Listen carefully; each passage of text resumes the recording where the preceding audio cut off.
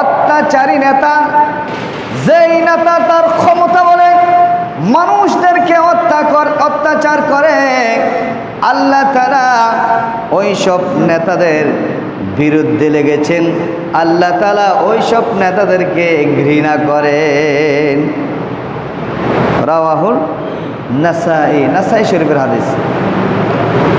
وعن أبي هريرة رضي الله تعالى عنه رفعه قال إن الله تعالى يقول أنا ثالث الشريكين ما لم يكن أحدهما صاحبه فإذا خانته خرجت من بينهم।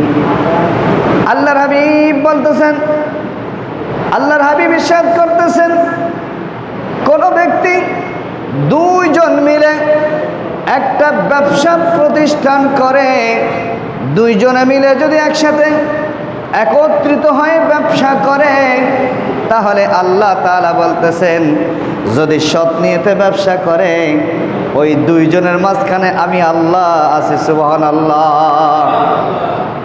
দুইজন সৎ নিয়তে ভালো উদ্দেশ্য করে ব্যবসা করে, যদি ভেজাল না করে, একে অপরকে বিশ্বাস করে, তাহলে আল্লাহ বলতেছেন ওই দুইজনের মাঝখানে তৃতীয় ব্যক্তি আমি আল্লাহ।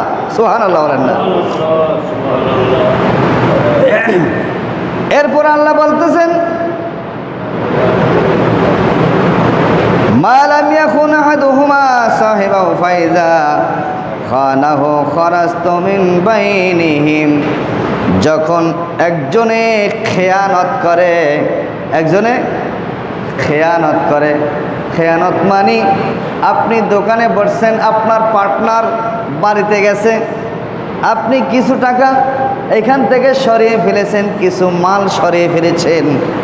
আল্লাহ রসুল বলতেছেন যে তখন আল্লাহ তাআলা ওই ব্যক্তিদের পাশ থেকে সরে যায়, আল্লাহ বের হয়ে যায়, তখন আর আল্লাহ ওখানে থাকে না। আল্লাহ যদি কোনো ব্যক্তির মাঝখানে থাকে তাহলে আপনি কি নিরাপদ? বলেন না, আপনি কি নিরাপদ? আপনার ওই কাজের মধ্যে বরকত হবে। এটার মানে কি? আল্লাহ থাকা মানে কি? আল্লাহ আপনার ওই মালের মধ্যে বরকত ঢেলে দেবেন। সুবহানাল্লাহ বলেন।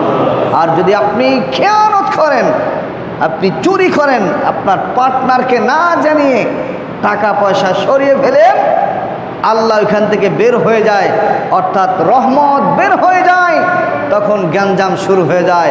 আল্লাহ বের হলে ওই শূন্য স্থান পূরণ করে কে? শয়তান। কে? আল্লাহ যেখানে থাকবে না সেখানে কে থাকে? কথা বলে না, কে থাকে? আল্লাহ যদি বের হয়ে যায় তখন সাথে সাথে ওই গ্যাপ স্থানে, খালি স্থানে শয়তান বসবাস করে, শয়তান খালি জায়গা পূরণ করে। আর শয়তান যেখানে যাবে সেইখানে বরকত হবে না, সেইখানে শুধু গ্যাঞ্জাম হতে থাকবে।